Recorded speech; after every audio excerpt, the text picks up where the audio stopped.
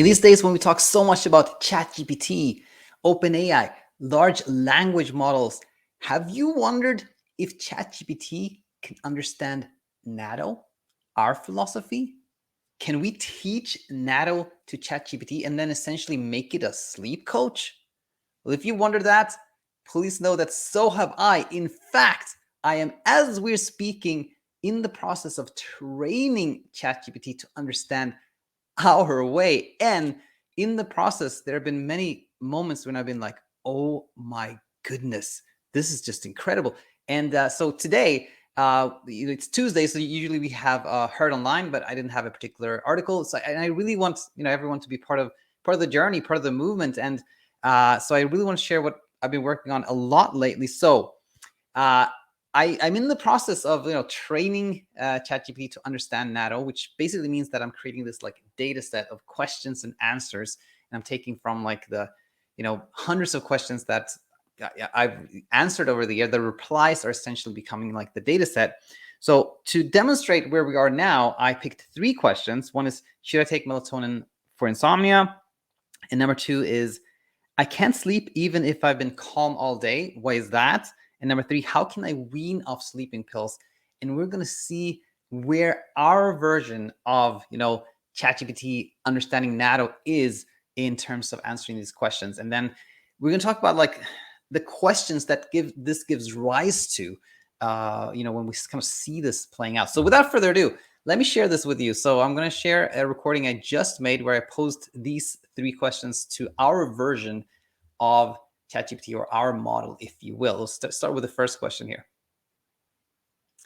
So yeah, this is recorded. So I'm typing here, should I take melatonin for my insomnia ?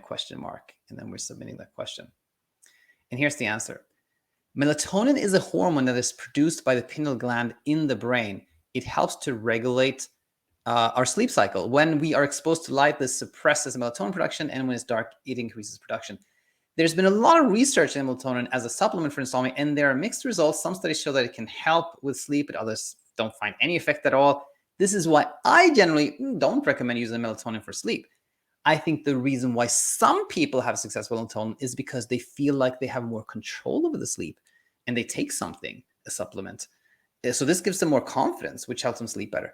But I think if you're not trying to take control or do anything active, then taking melatonin isn't helpful or necessary. So yeah, if we pause there for a second and we sort of graded this answer, to me, I would if this was if it was up to me to say like give a sleep coach a pass or fail type thing here, I would say this is passable. It's an acceptable answer.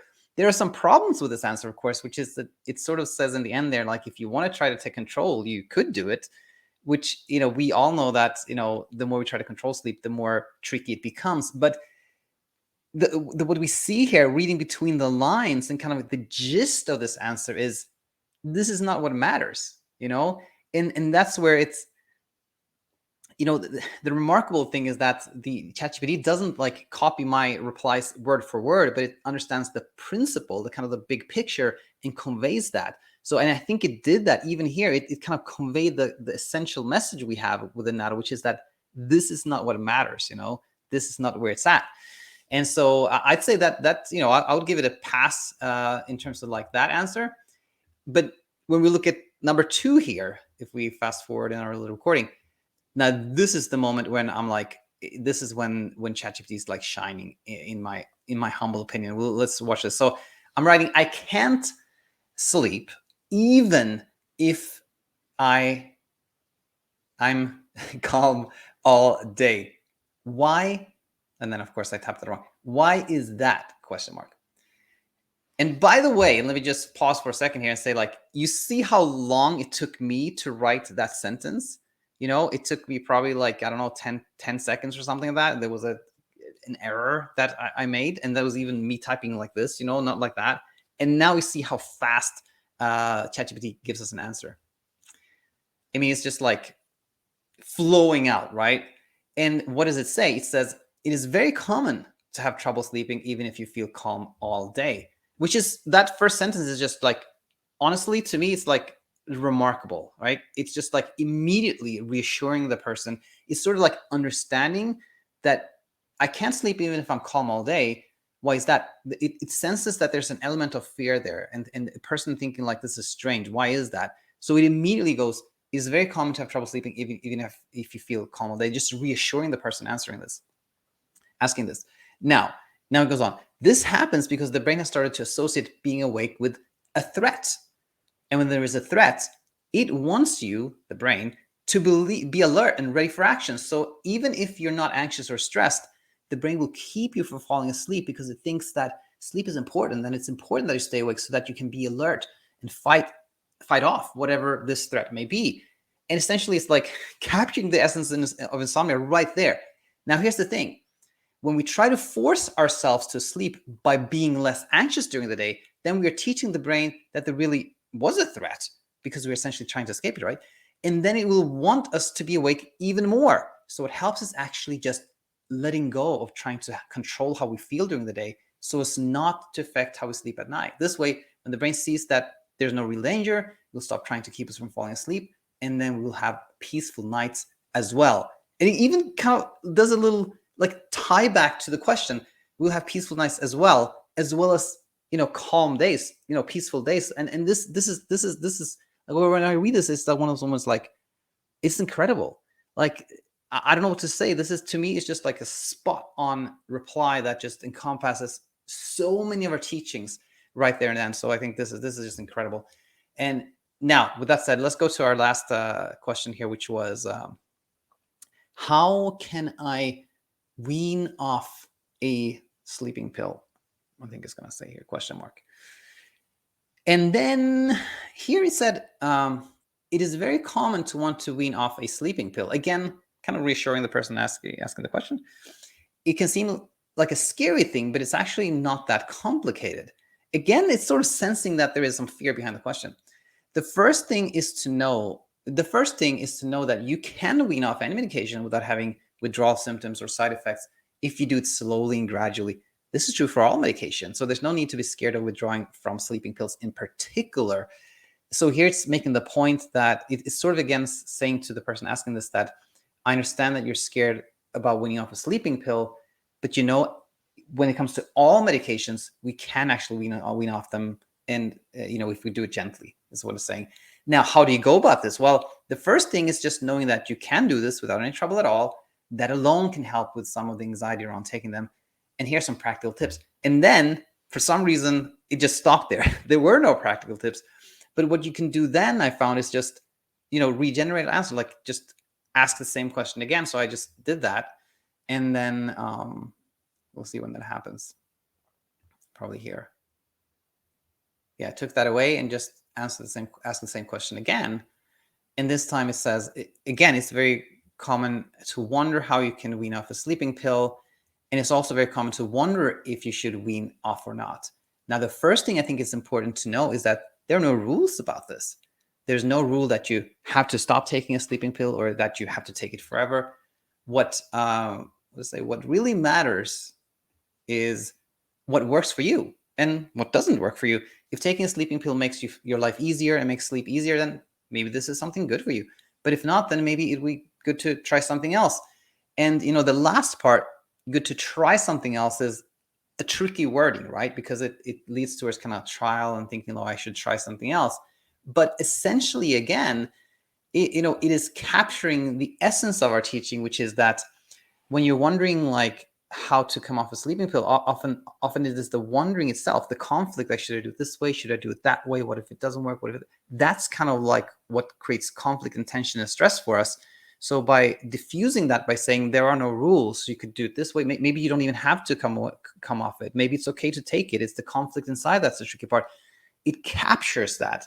And so again, I think this is, I would give it a pass here.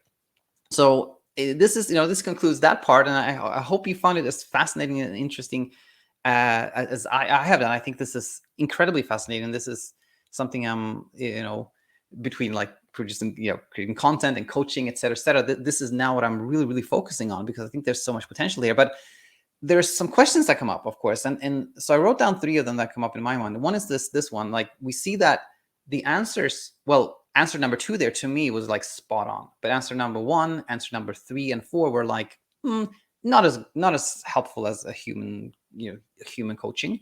At least somebody who understands our principles, right? So question is though, can ChatGPT understand Natto and give answers just as logical as mine or any other sleep coach here? And to me, I believe I think so. I believe that with more training, it can give answers that are just as logical as the ones I give. Which then leads to question number 2, which is that can ChatGPT like just replace the need for human sleep coaches? Maybe it's just really, really good and we just need any humans. I don't think so at all. In fact, I think the complete opposite is true. I think that the more we in society start interacting with computers and bots, I think the more we are going to miss out on having that human to human connection. And I think, I think, as I said here, the more we interact with machines, the more we're going to want to actually talk to another human being, another person, like with, made of flesh and blood, like on the other side there. So that's what I believe. But I do believe that the combination of education and this type of AI support can be helpful for many people. That can be all they need. They just, they may not need like to hire a human sleep coach when there is an alternative that is kind of in between, just browsing free content here and hiring a sleep coach. I think this can be helpful for a lot of people, which kind of goes to number 3, which is like, how will this fit into our ecosystem?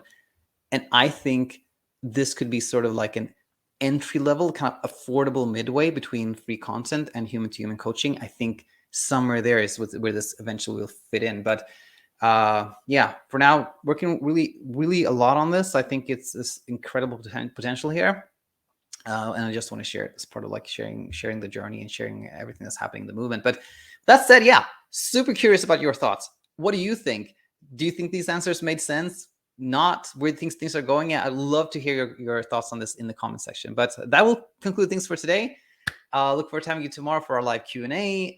We don't have a guest for Thursday, by the way. So anybody out there who would like to be a guest, just also put that in the comment section. If you feel like you want to share a success story, that's amazing. But anyone, if you're struggling and you would like to be a guest, and you could have sort of a free coaching session with myself that we record and share on the channel here, super welcome to. So feel free to just put that in the comment section and we'll set something up. But yeah, that's it for today.